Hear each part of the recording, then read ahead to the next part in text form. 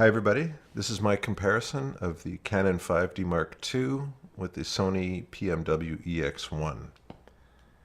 The EX1 is on the left, the Canon's on the right. These are mounted on two tripods and I'm trying to operate them both at the same time. The Sony's in fully automatic mode and the Canon is in completely manual mode, so I have to adjust the aperture and the focus from time to time. Also, these images are completely uncolor corrected and unpost-processed, so this is pretty much raw, untouched footage, and I just wanted to get it up here so you can get a look at it. Now here's the first image where you see a really big difference. Look at the water on the left. It's definitely half the detail of the water on the right. And also the blue roof that comes into on the right here is definitely brighter than the one on the left. And I think the aperture settings are similar, so it looks like we've got a little bit more color dynamic range on the Canon.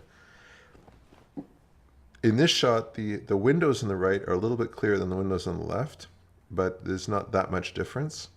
However, when it pans down, look at the railings. The railings on the right and on the left are about the same level of magnification. I mean, it's difficult. I'm eyeballing this, but I got about the same. But look, you can see every bar on the fence on the right, and they're kind of smudgy on the left. So that's a huge difference. And also, there's definitely a larger contrast ratio on the Canon than the Sony, at least at my current settings. And again, the Sony is in fully automatic mode, whereas the Canon is fully manual. And I'm still learning how to play with and get the best image out of the Canon.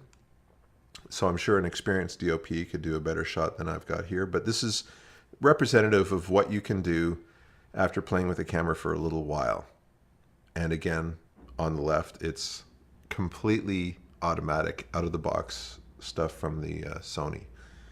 Now look again, see the water here? You can see water, you can see detail almost all the way to the island there, whereas on the left, we definitely see less. Now I've got more aperture here, and I'm going to be stopping it down in a second to try and match the sky, and you'll see that we still have good detail in the water. See, the water on the right looks markedly better than the water on the left, and we've got very similar skies, so I think the Canon looks quite nice in this shot here.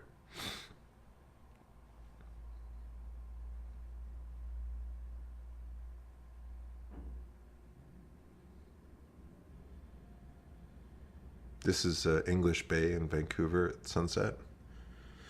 We had some pretty awesome sunsets this year.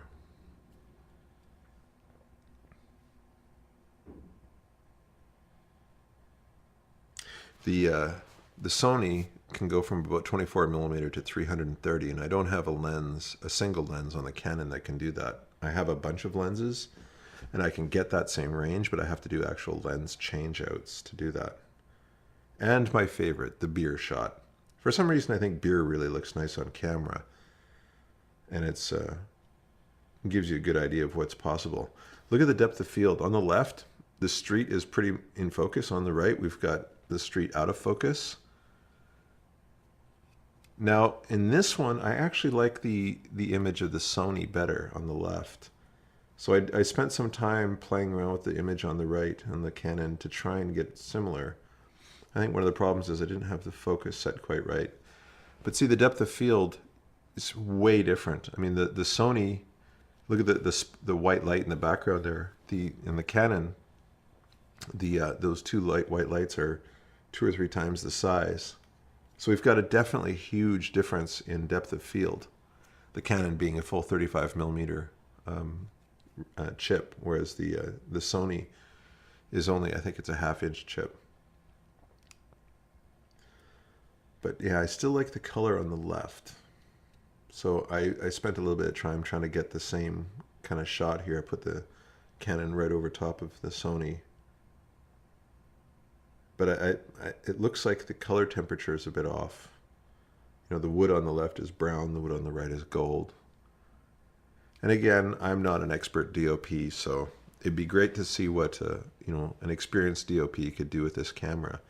But right out of the box with just a noob like me behind the controls, I think this thing captures really nice images.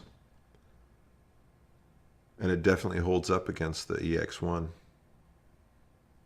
The EX1 doesn't have interchangeable lenses, so you definitely get some more freedom of action. Plus, this camera is about half the price of the EX1. That's a very important thing to keep in mind. And the chips that the Canon uses are compact flash, which you can buy. It works fine with 100 times compact flash, which is what I'm shooting on here.